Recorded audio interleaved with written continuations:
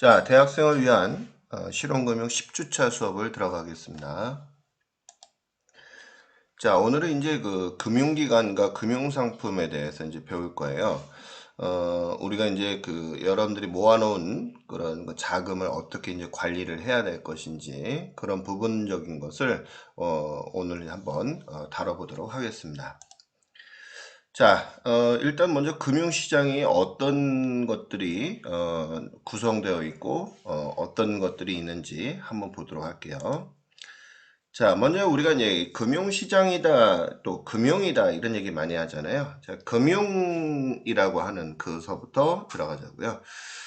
일단 금융이라고 하는 것은 뭐 돈을 갖고 있는 사람, 또 돈을 대출해 주는 사람, 빌려주는 사람 이렇게 이제 볼 수 있잖아요. 그러니까 돈을 필요로 하는 사람이 이제 자금 수요자가 될 것이고 그거를 충족해 주는 사람, 은행이나 뭐 돈 많은 지주 뭐 이런 사람이 될 수가 있겠죠. 그래서 이런 금융상품을 매개로 거래가 되고 있는 것을 우리 이제 금융이다 이렇게 얘기하는 거죠.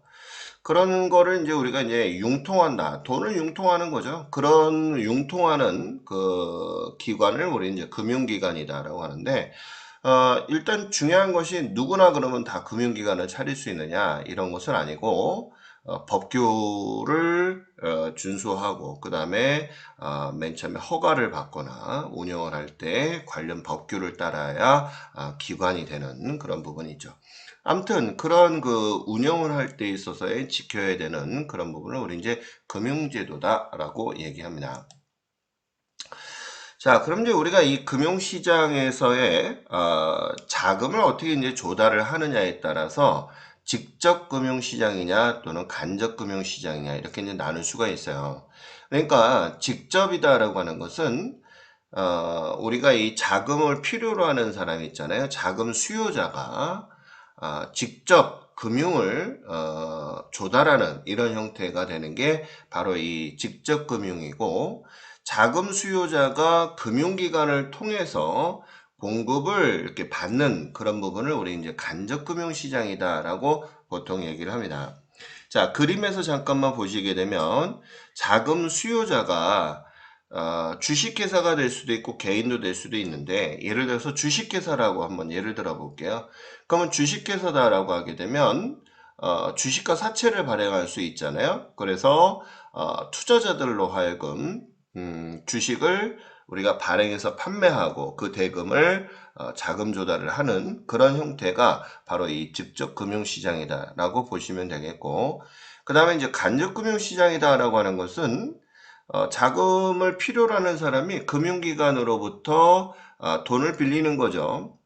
그러면 이 금융회사 같은 경우는 돈을 빌려주려면 당연히 영업을 했겠죠. 뭐 예금을 받고 금리를 몇 프로 주겠다. 그러면 예를 들어서 예금을 하는 사람한테 금리를 2%를 주고 그 다음에 이 자금을 필요로 하는 대출을 할 때 금리는 뭐 4%로 한다.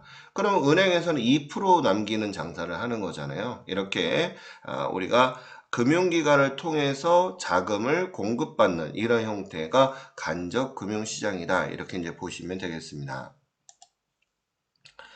자, 그러면 이제 우리가 이제 그 보시게 되면 이 금융시장이다라고 하는 그 상태에서 우리가 보통 이제 만기에 따라서 이제 금융상품을 정하게 되는데요. 만기라고 하는 것은 우리가 은행에다가 저금을 했어요. 그래서 만기가 어떻게 돼요? 그랬더니 3개월이요, 6개월이요, 1년이요, 2년이요 이렇게 우리가 정한 기간이잖아요. 그걸 우리가 이제 만기다 이렇게 얘기해요. 그러면 오랫동안 묵으면 묵을수록 더 금리는 높아지는 그런 형태가 되겠죠. 그래서 우리나라에서는 10년을 기준해서 10년 이상 되는 것은 거의 비과세 형태로 세금을 안 떼는 이런 형태가 되는 경우가 있는데 아무튼 이런 금융상품 만기에 따라서 우리가 구분을 짓는데 여기서 이 단기와 장기의 개념을 한번 보는데 금융에서는 1년을 기준해요. 그래서 1년 이내 이런 얘기요. 1년 이내 이런 것은 우리가 단기 금융 시장이다. 이렇게 얘기하고 그다음에 1년이 초과되는 부분에 관련된 것은 장기 금융 시장이다. 이렇게 얘기를 합니다. 자, 그럼 먼저 단기 금융시장에 보게 되면 콜 이렇게 얘기했죠. 이 콜 시장이라고 하는 것은 은행과 은행끼리 돈을 빌리는 그 거래를 갖다가 우리가 코이 시장이다 이렇게 얘기해요. 뭐 예를 들어서 보게 되면 자 우리가 이제 식당가들이 쭉 있는데 식당가에서도 왜 공깃밥을 서로 빌리는 경우도 있잖아요. 그런 것처럼 은행도 자금이 일시적으로 부족한 형태가 되는 거예요. 그래서 본점에서 빌려오는 경우도 있지만 보통이 옆에 지점장들끼리 친하다. 뭐 하나은행하고 국민은행이다. 자, 서로 간에 우리가 돈을 빌리는 경우도 있잖아요. 이럴 때 우리가 이거를 콜금리다 이렇게 얘기하고 이렇게 자금 부족이나 과잉되는 그런 부분에 관련돼서 자금을 일시적으로 빌리는 이 시장을 우리는 코이 시장이다라고 해요. 그러면 이때 우리가 은행도 서로들 간에 은행끼리 돈을 빌리는 거니까 당연히 빌려주는 금리가 존재하겠죠. 그죠? 그래서 이걸 우리가 이제 콜 금리다 이렇게 얘기도 합니다.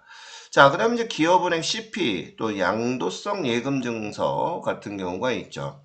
우리가 뭐 CD다, CP다 이런 것들 전부 다 금융상품이에요. 그래서 보통 일반적인 금융 즉 은행에 가서도 되지만 우리나라에서는 이제 투자신탁, 뭐 한국투자신탁, 뭐 대한투자신탁 이런 신탁회사에서 이런 기업이나 또 양도성 예금증서 같은 거래의 상품을 판매하기도 하죠. 자, 이런 것들은 전부 다 1년 이내에 우리가 거래가 이루어지는 거기 때문에 단기금융시장이다 이렇게 보시면 되고 그 다음에 이제 장기란 얘기는 1년이 넘어가는 거예요. 그래서 보통 이제 회사채, 사채 같은 경우가 보통 이제 3년, 5년, 7년 뭐 이런 식으로 들어가고요. 그 다음에 나라에서 발행하는 국채나 지방채 같은 경우 있죠. 이게 보통 이제 5년짜리, 3년짜리 이렇게 돼 있거든요. 그러다 보니까 1년이 넘어가니까 우리가 장기다 이런 얘기를 하고요. 그 다음에 또 통화안정증권 같은 경우가 있습니다. 뭐 주식 같은 경우는 어떻게 돼요? 뭐 만기 상환 기간이 없잖아요. 계속 이렇게 그 순환되는 그런 부분이 있기 때문에 이런 것들을 주식 같은 경우도 장기 금융 시장이다 이렇게 보시면 될 것 같습니다.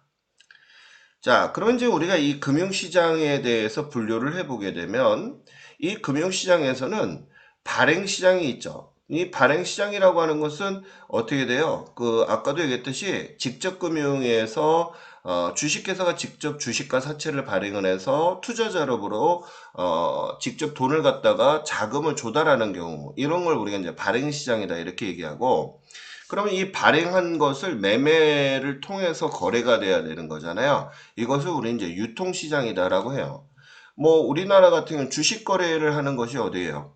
증권거래소잖아요. 그래서 뭐 코스피나 코스닥 같은 그런 주식을 거래되고 있는 시장 이것을 우리 이제 유통시장이다 이렇게 얘기하는 거죠. 그럼 이제 우리가 이 유통시장은 또 두 가지 형태로 구분을 짓는데 하나는 이제 거래소 시장이나 또 장외시장으로 구분하죠.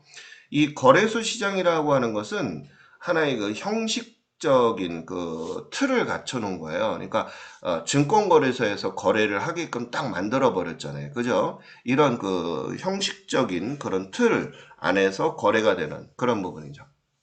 그래서 구매하거나 판매하는 그런 형태의 시장을 우리 이제 거래소 시장이다 이렇게 얘기하고 그다음에 이제 그 장외 시장이다라고 하는 것은 이거는 개인 간의 거래 그러니까 뭐 비영리 주식 같은 경우 있잖아요. 상장 주식 같은 경우는 증권거래소에서 거래가 되지만 비영리 기업 같은 경우는 주주 지분율에 따라서 이렇게 개인과 개인 간의 거래가 이루어지는 거를 얘기하는 거거든요.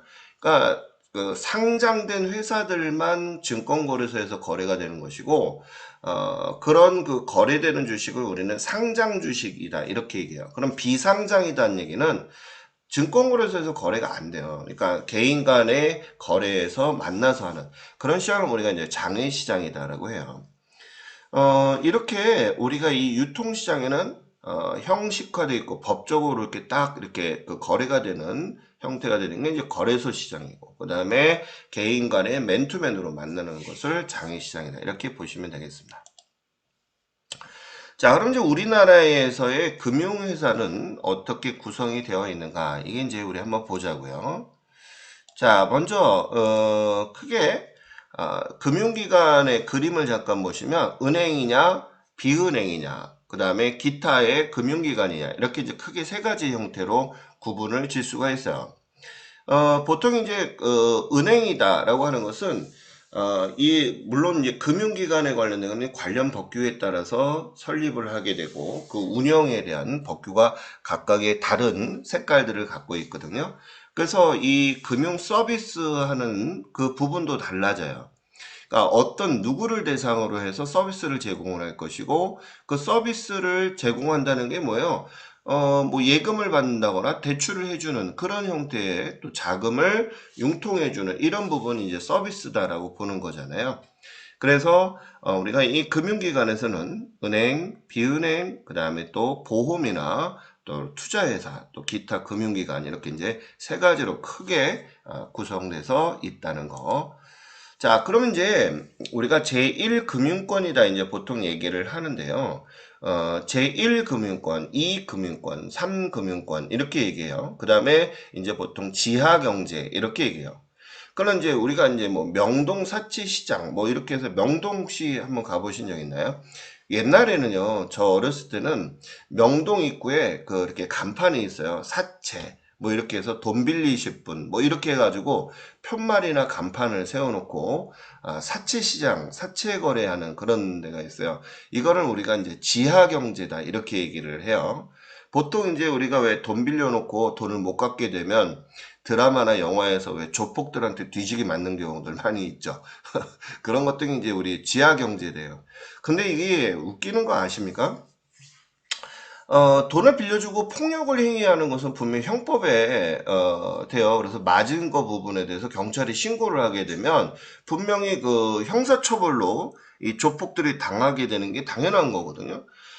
돈만 빌린 거 부분이에요. 그런데 이게 이제 합법화된 것처럼 이제 착각을 하는 경우가 있어요. 그리고 금리도 옛날에는요, 38%가 넘었어요. 그러니까 우리가 보통 일반적인 은행에서 돈을 빌리게 되면 10%다 그러면 10%예요. 그러면 연으로 계산하는 게 10%지만 이 사채 시장은 하루를 갚지 못하게 되면 38%, 38%, 38%, 38% 이렇게 되는 거예요. 그래서 우리가 왜 가끔 보다 보면 배보다 배꼽이 크다 이런 얘기를 하잖아요. 그래서 제가 꼭 부탁드리고 싶은 게 뭐냐면 절대로 사채를 쓰시면 안 된다라는 거를 다시 한번 강조드려요. 제가 보기에는요, 그런 부분이 많이 있어요. 어떤 부분이 있냐면, 실질적으로 지금 형태에서 불특정 다수인들한테 자금을 조달을 하고 이런 부분이 많이 있거든요. 그래서, 이 1금융권에서는, 보통이 자금을 조달해주고, 대출해주는 이런 금융회사들이 많이 있잖아요. 불특정 다수인이다라고 하는 것은 뭐요? 여러 사람들이 소비자들한테 자금을 빌려주고 하는 거죠. 근데 이제 이 1금융권에 해당이 되는 게 이제 은행법에 의해서 일반은행, 뭐 특수은행, 또 외국 의 은행들이 우리나라에 이제 많이 있죠. 아무튼 은행법에 의해서 된 부분이 제1금융권이다. 이렇게 보시는 거 알아두시고 아까 제가 얘기했던 사채 부분은 절대 쓰지 마시라 이런 얘기. 자, 그럼 이제 우리가 제1금융권에 대한 것이 어떤 은행들이 있는지 한번 보도록 할게요. 자, 제1금융권은 일반은행과 특수은행으로 이제 크게 두 가지로 나눌 수가 있어요. 자, 일반은행에 대해서는, 당연히 이제 은행에 관련된 법률에 의해서 설립된 거거든요. 가장 중요한 것이 이제 예금이나 또 은행에서도 보험을 판매하거나 펀드를 판매하는 경우가 있죠. 그래서 예적금으로 해서 예금을 들어오고 대출해주고 이런 부분. 또 유가증권에 대해서 또 발행한 것을 유통시키는 그런 부분을 한다거나 뭐 대출 또 어음 할인 뭐 여러 가지에 관련된 부분의 주요 업무를 갖고 있는 게 이제 일반은행이다라고 보시면 돼요. 근데 우리가 이 특수은행은 어떤 게 있냐면 일반은행하고 좀 달라요. 특수은행은 목적이 있어요. 그래서 그 목적을 하기 위한 그런 부분이고, 어떻게 보면 일반은행 같은 경우는 기업 이윤, 여기도 돈 놓고 돈 빌려주고, 비싼 이자 받아서 수익을 창출하는 이윤 국대화를 목적으로 하는 게 일반은행이다. 이렇게 보시는데, 이 특수은행도 물론 그러긴 하지만, 일반은행은 어떻게 보면 금리를 갖다가 자기네 수익을 창출하려는 그게 주목적이 더 큰데, 반면에 이 특수은행은 그런 거보다는 국가를 위해서 또는 이런 정책적인 그런 부분적인 게 많아요. 그러니까 수익을 쫓아가는 것보다는 그런 그 국가적인 그 나라를 이롭게 하는 데 있어서 한다는 거예요. 예를 들어서 수출 같은 산업 발전을 위해서 수출하는 사람들한테 우리가 혜택을 주는 그런 거예요. 금리가 예를 들어서 다른 데서는 5% 받는 거 여기서 2% 받고 뭐 이런 것들 있잖아요. 그래서 뭐 수출을 장려한다거나, 또 한국산업은행 같은 경우도 마찬가지, 또 중소기업은행, 기업은행 같은 경우도 어때요? 금리를 갖다 싸게 해서 중소기업들이 자금에 대해서 애로사항이 있는 부분들을 좀 해소해주는 그런 부분이죠. 그래서 여러분들이 이 다음에 그 개인 사업을 하실 분들은 제가 꼭 부탁하고 싶은 거, 국민은행 통장은 일반적인 그냥 일반은행에 해당이 되는 거예요. 근데 이 국민은행 통장을 만들게 되면 개인 신용 등급이 올라가는데 많은 기여를 해요. 뭐 하나은행, 뭐 우리은행 되게 많이 있지만 그 중에서도 국민은행이 좋다. 그 다음에 이제 기업을 운영을 하실 거고 앞으로 창업을 하시겠다라고 하는 사람들은 꼭 중소기업은행, 기업은행 통장을 만드셔야 돼요. 왜냐, 나중에 신용점수라든지 이런 거 대출이라든지 당좌라든지 이렇게 하게 되면 여러분들이 이 보증 비율이라 이런 부분들이 싸져요. 그러니까 기업을 하겠다라고 하게 되면 기업은행, 개인의 재산 관리를 하겠다 국민은행, 이렇게 좀 하시는 게 좋겠다. 그 다음 이제 농협이나 수협 같은 경우는 대상이 농민이나 어민 같은 경우죠. 그래서 이런 사람들, 농민이나 어민 같은 경우에 있는 사람들한테 자금을 갖다 대여해 줄 때 있어서 저금리로 빌려주는 이런 법이죠. 물론 이제 회원을 농업이나 어민 같은 경우도 회원, 영농인 뭐 이런 그 조건에 따라서 약간씩 달라진다는 거예요. 그러니까 우리가 1금융권에서 일반은행과 그 다음에 특수은행의 이 차이점이 있다는 점을 꼭 알아두셔야 되겠습니다. 자, 그러면 아까도 제가 얘기했던 것처럼 특수은행 같은 경우가 있었잖아요. 산업은행 같은 경우가 아까 어떤 게 있느냐면 뭐 기업구조 조정이라든지 미래 성장 동력 또는 산업의 간접 자본을 건설한다든지, 또 M&A나 뭐 이런 경우 있죠. 요즘 그 우리나라에서도 좀 뭐 쌍용 자동차나 예를 들어 볼게요. 쌍용 자동차가 잘 나갔죠. 어떻게 보면 이 좀 그 안에 강성 노조들, 이 나쁜 놈들 좀 많이 있는데, 쌍용 자동차 하게 되면 생각나는 게 뭐가 있어요? 무쏘, 이런 게 있어요. 그렇게 잘 나갔던 거고, 렉스턴 차도 있었고요. 그 다음에 뭐 많이 있었는데, 아무래도 이 자금 압박으로 인해서 지금 이제 해외 그 자동차 회사를 매각을 지금 하려고 하는 입장인 것 같아요.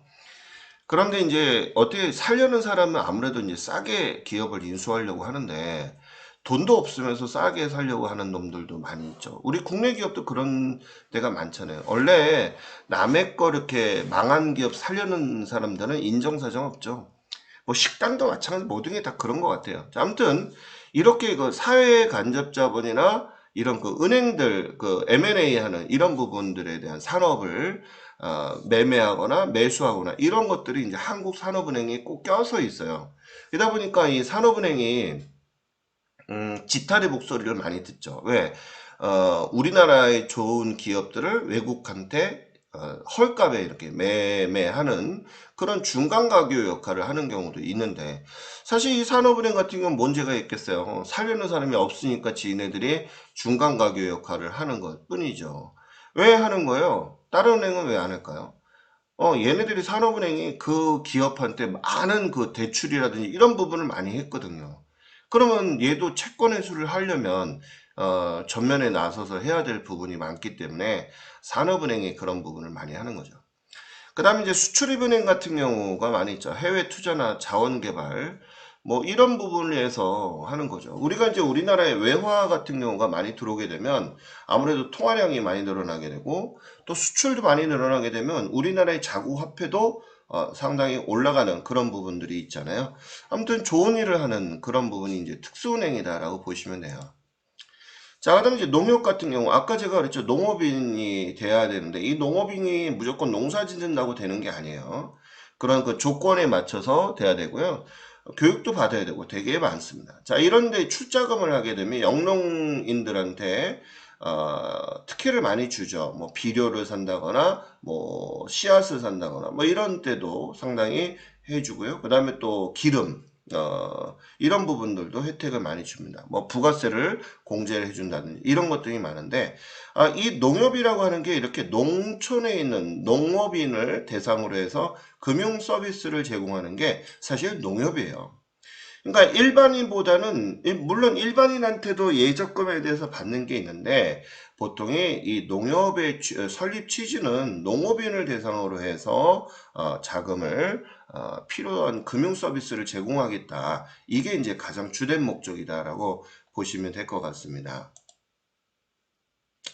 자, 수협은 뭐예요? 어업인이죠. 뭐 우리가 이제 어촌에서 고기도 잡고 뭐 이런 경우도 있는데 뭐, 우리가 고기 잡는 거 외에도 굴양식이라든지 미역이라든지 왜 인근 해안 쪽에서 우리가 수산에 대해서 농사 짓는 것처럼 똑같이 하는 경우도 있고 그런 경우들이 되게 많죠. 그래서 이 수협이라고 하는 것들도 회원제로 이제 들어가는 경우가 있는데 이렇게 어업인들한테 저금리로 대출을 해주고 하고 있죠. 근데 이 수협이 꼭 어민들만 하는 게 아니라 일반인들한테도 은행 업무를 해요. 대출도 해주기도 하는데 설립 취지 목적은 어업인을 대상으로 하겠다는 게 이제 수협이다라고 한다는 점.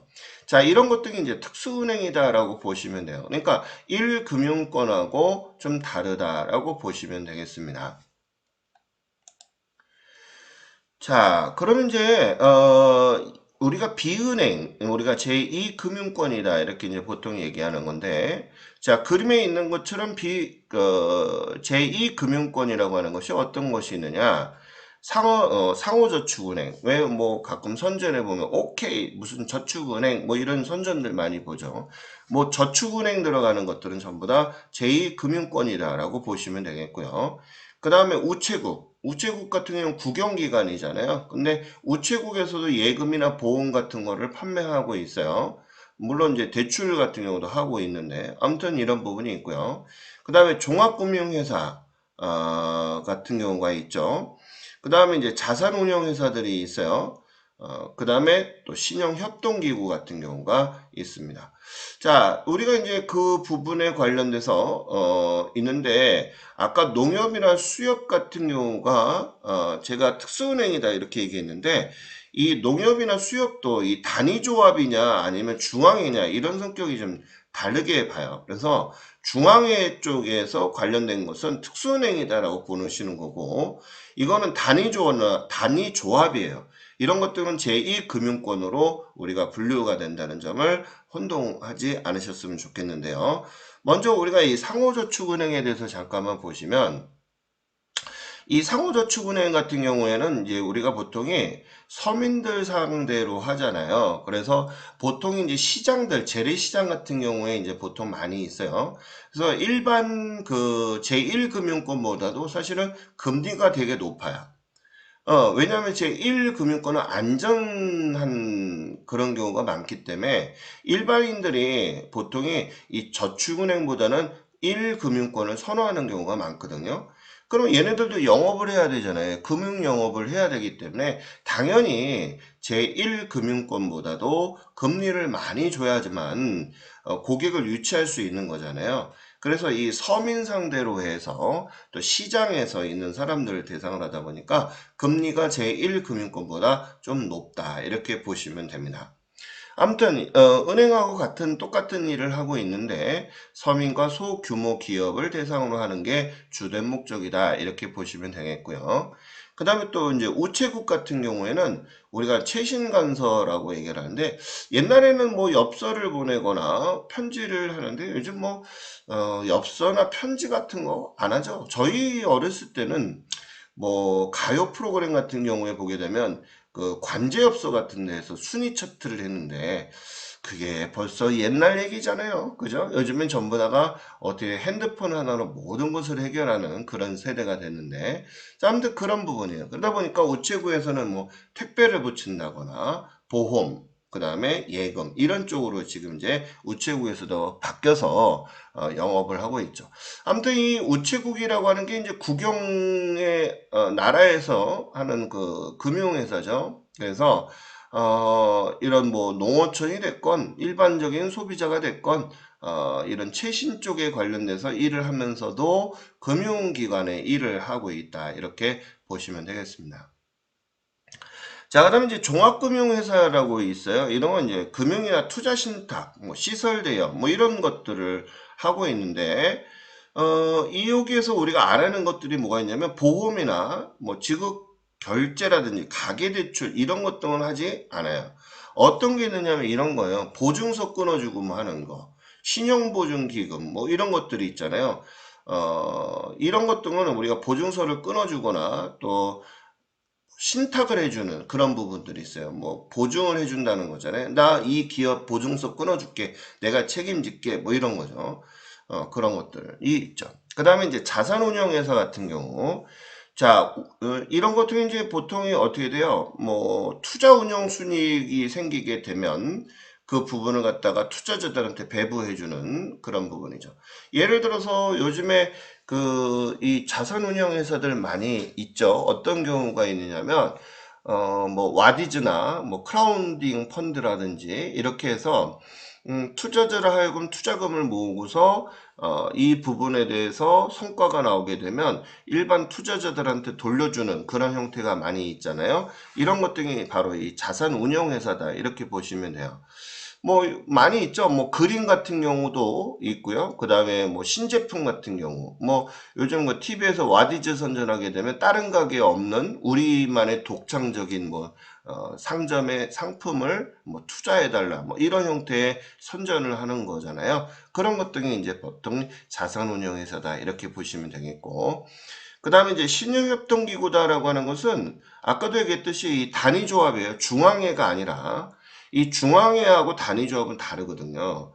그래서 여기 단위조합에 관련된 거예요. 중앙회에 관련된 것은 제1금융권의 특수은행에 해당이 되고요. 단위조합에 관련된 것은 우리가 제2금융권으로 분류된다는 점을 헷갈려 하시면 안 돼요. 그래서 우리가 이 새마을금고나 농협, 수협 같은 경우 이런 것들을 우리가 이제 신용협동기구다 이렇게 하는데 꼭 중요한 거 조합원 대상으로 해서 상부상조를 하겠다 이런 얘기. 자, 그 점 알아두시면 됩니다. 자, 그 다음에 이제 증권회사, 또 보험, 또 기타 금융회사 뭐 이런 여러 가지 있죠. 그 이제 보시게 되면 먼저 증권회사서부터 보게 되면 뭐 우리가 알다시피 증권회사는 뭐 하는 거예요? 주식을 발행을 하는 것도 주선을 하고요. 그 다음에 그 발행된 그 주식, 사채 이런 것들을 매매를 또 하기도 하죠. 그래서 그런 부분을 연결해주는 그런 고리 역할을 해주는 게 바로 이 증권회사다 이렇게 보시는 거고요. 그 다음 이제 보험회사 같은 경우는 아무래도 이제 뭐 생명보험하고 손해보험, 뭐 기타, 뭐 우체국보험 같은 경우도 아까 있었잖아요. 그런 것들. 그러니까 생명보험 같은 경우가 어떻게 돼요? 사람에 관련된 이런 거잖아요. 그러니까 뭐 노후라든지 사망, 질병, 뭐 사고, 뭐 이런 것들이 있고, 그 다음에 우리가 상해를 받았다거나 이런 것들 손해보험 같은 경우들이 많이 있죠. 뭐 화재가 났다든지 뭐 이런 그래서 이 보험금을 지급하는 이런 게 주된 업무가 되는 게 이제 바로 이제 보험회사다 이렇게 볼 수가 있겠습니다. 자, 그럼 이제 기타 금융회사에 관련돼서는 어떤 경우가 있어요? 뭐 운용 수익률 하는 것들 많이 있죠. 뭐 금융감독원서부터 시작해서 신용보증기금, 뭐 여러 가지 선물 거래 이런 것 등이 이제 기타 금융기관이다 이렇게 이제 보시면 되겠습니다. 자, 그럼 이제 우리가 이런 그 금융기관을 내 우리가 이제 돈이 목돈이 생기면 예치를 하고요. 그 다음에 이자를 받는 게 우리가 이제 재산 정식에 가장 중요하다라고 볼 수가 있는데 문제가 발생할 수가 있어요. 왜냐하면 우리가 IMF 때는 아마 여러분들이 아마도 태어나지 않으신 분들이 되게 많은데 IMF가 이제 98년도에 발생을 했어요. 문어발처럼 대기업들이 막 그 기업들을 만들어 놓고 그냥 뭐 고위부도 되는 경우도 있지만 그때 달러가 너무 많이 올라다 보니까 감당을 못해서 그냥 부도가 나는 그런 경우도 많았고, 또 흑자도산 내는 그런 부분이 많았어요. 그러다 보니까 그런 그 기업에 대해서 대출 보증을 쓰거나 대출해줬던 은행조차도 한순간에 파산이 되는, 그래서 다른 그 외국인한테 팔리는 그런 은행도 있죠. 뭐 서울은행 같은 경우가 거기에 해당이 되는 거죠. 제1등 은행이 한순간에 IMF 때 망가져가지고 외국인 기업한테 매각이 돼버렸어요. 외환은행 같은 경우도 있고 여러 가지 은행들이 되게 많았습니다. 아무튼 그런 상태에서 우리 뭐 저축은행도 난리가 났었죠. 그래서 어떻게 됩니까? 은행들 문 닫아놓고 사람들은 뭐 돈 찾으려고 난리를 치는데, 자, 그러면 은행이 부도가 나거나 파산이 되게 되면 내가 은행에다 저축한 돈을 받을 수 있을까?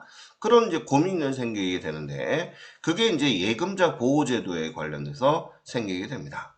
자, 그거 잠깐 우리 한번 또 배워볼까요? 자, 먼저 우리가 이 저축을 하거나 예금자 보호제도에 대해서 좀 알아야 되는데, 자, 먼저 저축을 하게 되면 당연히 우리가 이자를 받죠.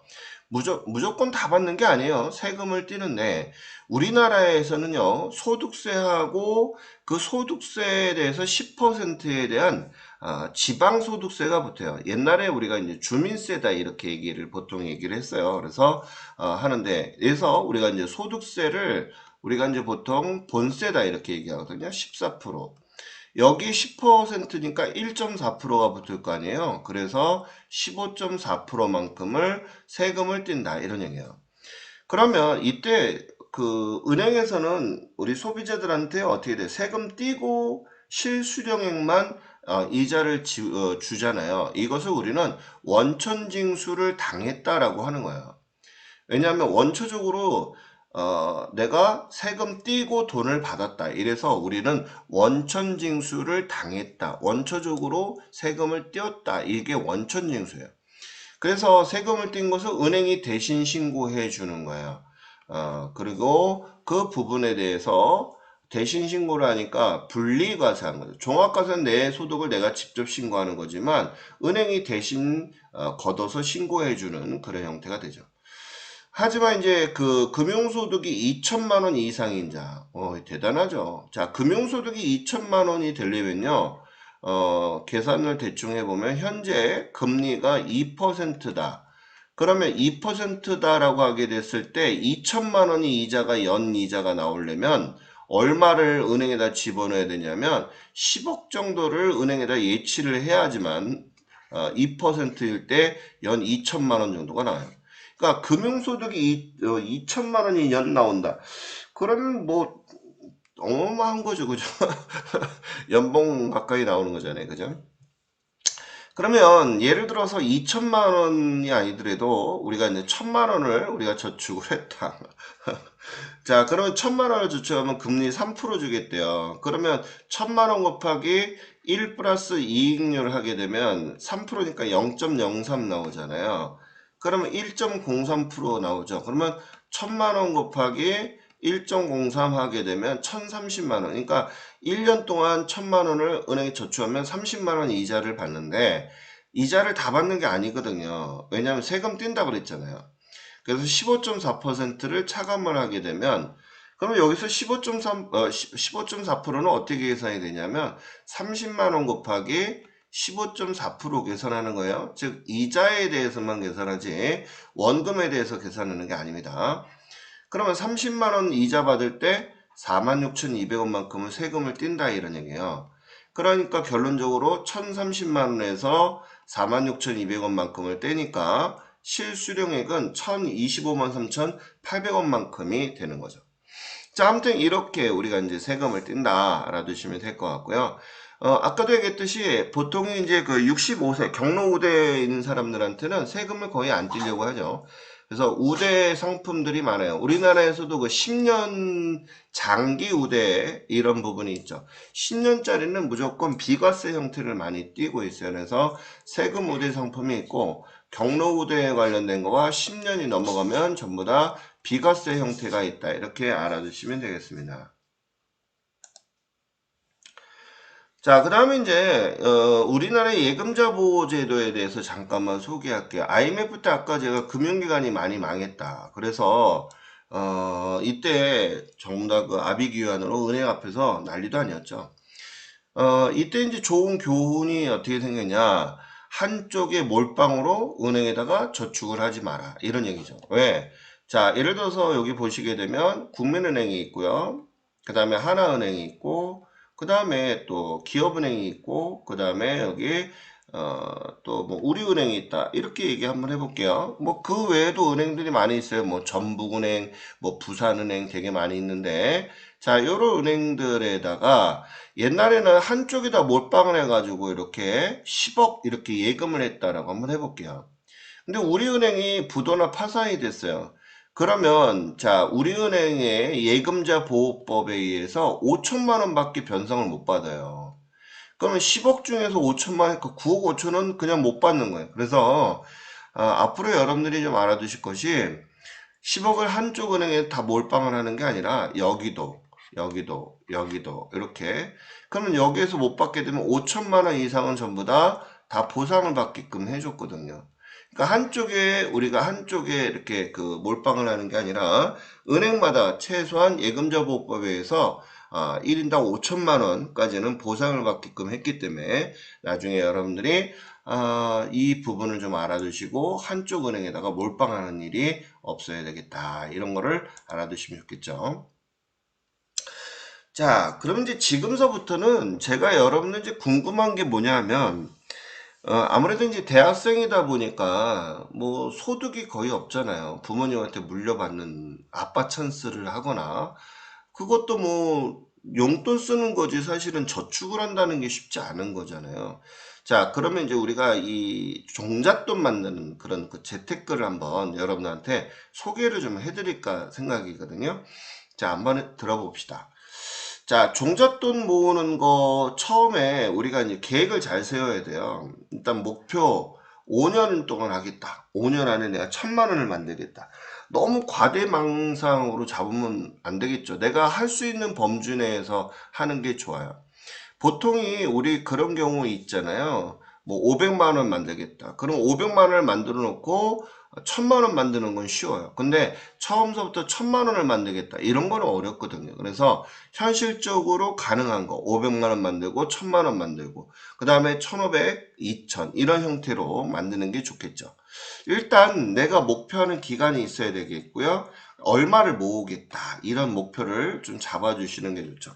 그러면 이제 여러분들이 이제 취업에 나가서 고액 연봉을 받게 되면 그만큼의 많이 모으면 모을수록 모으는 속도가 빨라지겠죠. 그죠? 제일 중요한 것은 수익 금액이나 사정에 맞춰서 일단 종잣돈을 설정을 하는 게 좋겠다. 이렇게 보시면 되겠어요. 뭐 이런 경우 많이 있죠. 뭐 학생이라 하더라도 부모님한테 용돈 계속 꼬박꼬박 받는데도 불구하고 절약 저축하는 친구들 되게 많이 있어요. 물론 이제 맨날 모자라가지고 남한테 빌리는 경우도 되게 많이 있고 이거는 제가 보기에는 습관인 것 같아요. 월급을 어떤 사람이 매달 얼마씩 받는데 어떤 사람은 그게 거의 3분의 2 정도로 저축하는 사람이 있고 또 어떤 사람은 뭐 3분의 1 저축하는 사람이 있고 어떤 사람은 그게 모자라서 마이너스 통장을 쓰시는 분들도 본 적이 있습니다. 아무튼 제일 중요한 것은 이 종잣돈을 만드는 게 이제 가장 중요하다라고 보시는 거예요. 자, 그럼 이 종잣돈이라고 하는 것은 어떻게 만드는 게 좋을까요? 일단 제일 중요한 것이요. 저축을 하고 돈을 찾지 못하게 만드는 게 제일 중요해요. 그러니까 저 같은 경우는 어떠냐면 주머니에 돈 있으면 제가 다 술을 사는 그런 경우예요. 그러니까 저 총각 때는 거의 뭐 거덜나죠. 초창기에 월급 타면 초창기에 그냥 다 거덜해 나가지고 나머지는 거의 그 빈대를 붙거나 아니면 쫄쫄 굶어가는 그런 형태가 되는 경우가 되게 많은데 지금은 이제 결혼한 지가 꽤 됐잖아요. 그러다 보니까 이제 그런 일은 거의 없고 그쵸. 아무튼 제일 중요한 것은 돈을 감춰놓든가 은행에다 묶어놔야지 되는 거죠. 그러니까 예를 들어서 이런 경우 많이 있어요. 요즘 젊은 친구들은 이런 거 되게 좋아해요. 뭐 여행을 가기 위해서 목돈을, 갯돈 같은 거 만드는 경우 있잖아요. 뭐 유럽 여행을 간다. 그럼 유럽 여행을 가려면 한 300이 들어가는데 뭐 300만 원 모으기 뭐 프로젝트를 해서 월급 받으면 그 통장에는 절대 안 쓰는 거죠. 그다음 뭐 시집장가를 가겠다. 그래서 그 돈을 만든다거나 뭐 이런 경우들 되게 많이 있잖아요. 그죠? 그다음에 또 뭐 부모님한테 선물을 해주겠다. 뭐 이런 경우도 있고 그다음에 내가 일절 그 생활적으로 쓰는 통장들도 일단 집어넣고 되도록이면 이제 그 찾아서 안 쓰는 그런 형태도 있고 뭐 여러 가지 있죠. 그러니까 목적의식을 갖고 통장을 분류해 놔야 된다. 이런 얘기예요. 그러니까 통장을 하나로 넣지 않고 1, 2, 3, 4 해가지고 통장을 여러 가지로 분류를 해 놔가지고 목적에 맞게끔 절대 쓰지 않고 모았다가 계속 불려나가는 형태가 돼줘야 자금을 모을 수 있다. 이런 얘기예요. 제일 중요한 건 소비를 줄여야 되겠죠. 우리가 이제 첫 시간에도 얘기했듯이 선택이 있죠, 선택. 어떤 선택을 하느냐. 이게 제일 중요한 거고, 수입은 한정되어 있고, 소비는, 무한대로 하고 싶은데, 쉽지 않은 거죠. 그렇지 않나요? 누구나 다 하고 싶지만, 한다 그러면 저축이라고 하는 것은 쉽지 않은 거가 되지 않을까. 자, 그래서 우리가 이 돈은 아까도 얘기해 드린 것처럼 나눠서 관리를 하는 것이 가장 중요하다라고 봐요. 그러니까 이거는 목적이 있어야지만 꼭 찾겠다 이런 얘기예요. 이거는 목적이 없는데 저축을 하고 이런 것들이 이제 생활비나 아니면 목돈 우리가 이제 뭐 내가 예를 들어 가방을 사겠다. 무슨 뭐 학비를 내겠다. 뭐 이런 경우들이 많이 있잖아요. 그런 것들, 뭐, 부모님한테 선물을 해주겠다. 뭐, 이런 식으로 해서 통장을 이렇게 분할해서, 분류해서 통장을 나눠야지만 된다. 그 다음에 뭐, 재테크를 하겠다든지, 뭐, 여러 가지 많이 있잖아요. 이런 목적. 분산 투자 잊지 말자라고 했는데요. 아까도 얘기했듯이 한 바구니에 결혼을 이렇게 가져가다 보면 깨져버리게 되는 그런 경우들이 되게 많이 있죠. 그래서 보통 아까도 얘기했듯이 예금자 보호법에 의해서 통장을 어떻게 돼요? 5천만 원, 5천만 원 이렇게 분류해 놓은 것. 그게 제일 좋다라고 보는 거죠. 근데 사실 제일금융권 같은 경우는 거의 부도나는 경우는 특별한 케이스는 아닌데 진짜 경제 악순환, 뭐 외환위기라든지 이런 경우가 터지게 되면 정말 위험하죠. 네. 그래서 사실 우리가 보통 이 저축은행 같은 경우에는 금리가 1금융권보다 높지만 이런 부분 문 닫는 경우들이 되게 많아요. 그래서 좀 항상 그 은행이 어떻게 돌아가는지 주시하고 이런 부분을 보는 게 좋겠죠. 자, 아무튼 그 적립식 펀드에 대해서 여러분들 돈을 묶어 놓는 것이 좋아요. 그러니까 우리가 왜 여러분들 은행에 가게 되면 보통예금 통장을 제일 먼저 만들어 주는데 그거는 금리가 있는데 너무 없어요. 거의 없다시피 해요. 그러지 마시고 보통이 어 은행에서 보통이 3개월 CD 아까 CMA 뭐 이런 그 금융상품이 있잖아요. 그래서 보통 투자 신탁이나 이런 회사에다가 맡기게 되면 하루만 맡겨도 이자가 붙는 그런 경우가 있어요. 그래서 보통은행에다가 그냥 짱 박아 놓고 하는 거는 자기가 부자 되기 싫은 거죠. 그러니까 여러분들이 틈나는 대로 목돈 같은 것들은 불려 나가는 게 좋다. 한 달짜리 만기일이 있고요. 3개월짜리 있고 6개월짜리 늘 다양해요. 그래서 보통 대기업 같은 경우에 하나 사례를 들어보게 되면 이런 경우 있죠. 보통 회사에서 월급을 하루만 밀려도요, 대기업 같은 경우는 수조 원이 될 수도 있고, 되잖아요. 그런데 하루만 맡기면 이자가 어떻게 돼요? 조언을 맡겼다. 이 어마어마하게 많아지거든요. 한 뭐 직원 몇 사람의 연봉이 나올 정도로 달라질 수 있거든요. 아무튼 이렇게 음, 내가 수입에 대해서 월급이라든 이런 수입이 뭐 누구 학생들 같은 돈이 없지만 왜 세뱃돈 받는 경우도 많이 있죠. 물론 뭐 용돈 쓰기 급급하겠지만 아무튼 이렇게 생기게 되면 그런 수익률을 올려서 계획을 잡는 게 좋겠죠. 자, 그 다음에 이제 좋은 펀드를 고르는 방법. 이제 펀드란 얘기는 우리가 이제 하나의 금융상품이잖아요. 뭐 이자가 많으면 좋겠죠. 당연히 수익률이 높아지니까. 대신 이제 이런 경우가 있어요. 위험이 높을수록 수익도 많이 있지만 이런 것들은 이제 보통의 원금이 그 손실되는 경우들이 많아요. 왜냐하면 뭐 예전에 십몇 년 전에 모 금융 기관에서 뭐 아시아 금펀드니 뭐 해가지고 짭짤하게 재미도 봤지만 다른 데서는 적자를 봤어요.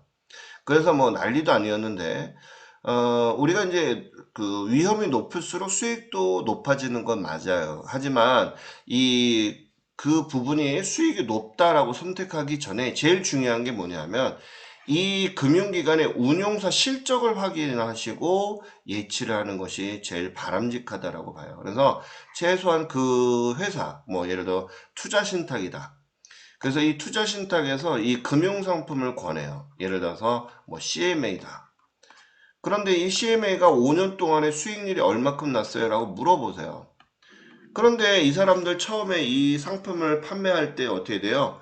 아, 무조건 다 좋다는데 제가 5년간 수익률 좀 봐주세요. 라고 하게 되면 싹 태도가 바뀌죠. 왜? 전에는 안 좋았거든요. 그런데 이거를 좋은 것처럼 위장해서 팔아야 지네들도 수당을 받는 경우들이 있어요.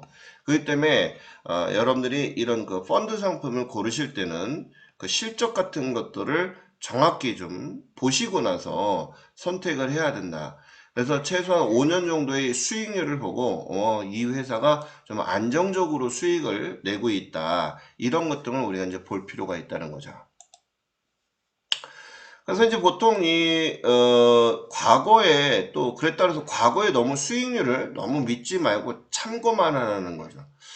뭐 경기가 호황일 때는 다 좋죠. 어디 은행을 가더라도 뭐 수익률이 몇 프로 나왔다 뭐 이렇게 얘기하는데 중요한 것은 그 아까도 고위험 뭐 하이 리스크라고 얘기하잖아요. 고위험이 많게 되면 당연히 고수익도 높아지는 건 당연한 거예요. 그런데 그 부분은 경제 흐름에 따라서 어떻게 될지 아무도 몰라요. 그래서 제가 늘 여러분들한테 경제 뉴스 많이 듣고 어떻게 돌아가는지 이런 것들을 보라고 그랬잖아요. 그러니까 과거에는 그랬으니까 지금 현재도 그러겠지 그거는 아니라는 거죠. 그래서 현재 상황을 항상 주시할 필요가 있다 이런 얘기예요.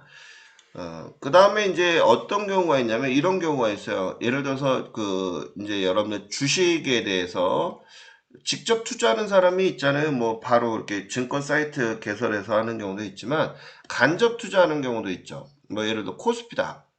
자, 코스피 지수가 2100포인트였다. 예를 들어서요. 그런데 자, 예를 들어서 이게 뭐 3000포인트까지 올라가는 경우도 있고 그 다음에 더 떨어질 수도 있잖아요. 그런데 앞으로 올라갈 것 같다. 코스피 지수가 올라갈 것 같습니다. 외국인들이 자, 외국 투자자들이 국내에 몰리고 있습니다. 그러면 포인트가 올라가잖아요. 그러면 이 시점에 기준으로 해가지고 3000포인트까지 올라갔다 하게 되면 이만큼의 수익률을 더 주는 그런 그 펀드 상품도 있잖아요. 그래서 코스피가 10% 올랐다. 근데 펀드는 12% 올랐다 그러면 좋은 거죠.